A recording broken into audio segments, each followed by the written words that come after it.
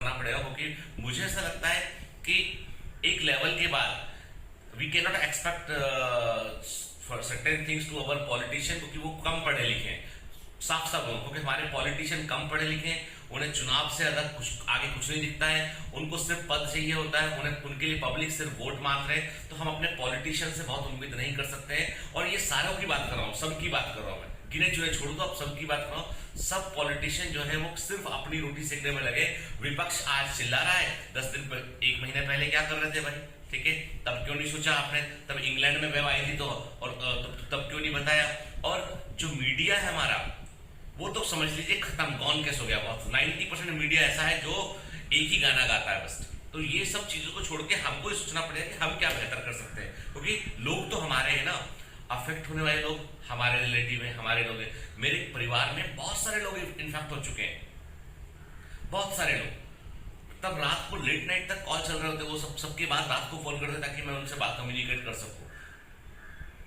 मेरे doctor friends बताते हैं कि पिछले कई दिनों से वो जो है वो प्रॉपर नींद भी नहीं ले पाए। मैं खुद प्रॉपर नींद नहीं ले पा रहा हूँ, करे तो क्या करें? खैर, तो अब सुनिए, का पैसा हमको सरकार लौटा देती है हमारे टैक्स में से लेके। ठीक है, कैसे लौटाती है? तुम 3 रुपए किलो गेहूं ले लो, 2 रुपए किलो चावल ले लो, ये तुम ले लो, वो तुम ले लो, ठीक है, ये भी तुम ले लो, ठीक है, चुपचाप रहो, लेकिन तुम गरीब रहना, तुम बहुत बहुत बहुत गरीब रहना। तुम्हारे लिए हम कोई योजना नहीं बनाएंगे जिससे तुम ऊपर उठ के आ सको, क्योंकि जब तक तुमको हम जो है चावल दाल सब बांटते रहेंगे ना, तब तक तुम्हारा वोट मिलता रहेगा हमको। ठीक है, तुम्हारे घर पक्के नहीं होना चाहिए, तुमको भरपेट भोजन नहीं मिलना चाहिए, तुमको जो उतना ही मिलना चाहिए जितना हम तुम्हारे पर कतर सके, जितना हम तुम्हारा वोट वोट ले सके। समझ गए? पब्लिक वैसी पब्लिक खुश कि भैया अभी कुछ मिल रहा है, थोड़ा और मिल जाएगा और साथ दे देते हैं। हमने तमाम पॉलिटिशियंस को, तमाम सत्ता को हमने ऐसे ही ट्रीट किया, और सत्ता ने हमको वो जो किसान का एग्जाम्पल है वैसे ट्रीट किया।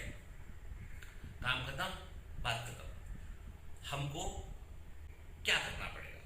हमको ये करना पड़ेगा कि हमको भी प्रोएक्टिव रहना पड़ेगा। We can not look after the government for every decision. We should be vigilant, we should maintain. हमें अपने अपने एरिया में एक कमेटी बनानी पड़ेगी, जो कमेटी जो है बताएगी वहां के पार्षद को, कॉर्पोरेटर को, कि देख भाई ऐसा है, तो हमारे काम करने के लिए, तो हमारा बॉस नहीं है, तो हमारा मालिक नहीं है, ठीक है, तू कॉर्पोरेटर पार्षद जो भी है, तू हमारे लिए, ठीक है, वहां का एमएलए तू हमारे लिए, हम कमेटी, हम सिटी डिसाइड कर रहे हैं कि ये होना चाहिए और तुम करके दिखाओ। चलो, they should be responsible and we should guide them. They are not our मालिक, वो हमारे मालिक नहीं है। यदि आपको कोई भी डाउट है तो please go and read the definition of democracy.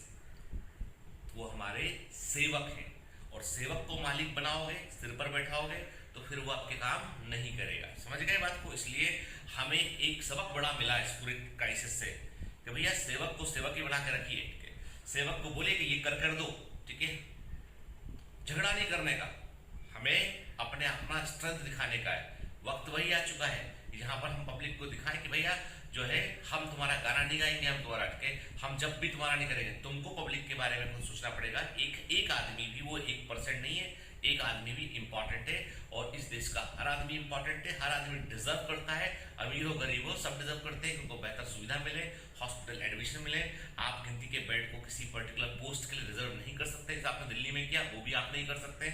आपको हर आदमी को सुविधा देनी पड़ेगी। और दूसरी बड़ी इंपॉर्टेंट बात यह है कि हमें सबको ये समझना पड़ेगा कि डेमोक्रेसी का असली मतलब क्या है। ठीक है, ये भी समझना पड़ेगा।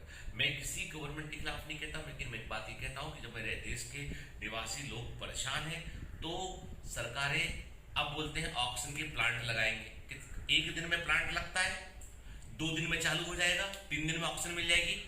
सोचिए ना, मतलब हम कैसे बहला दिए जाते हैं हम, कि तुमको टॉफी मिलेगी, तुम ये होमवर्क करोगे तुमको चॉकलेट मिलेगी।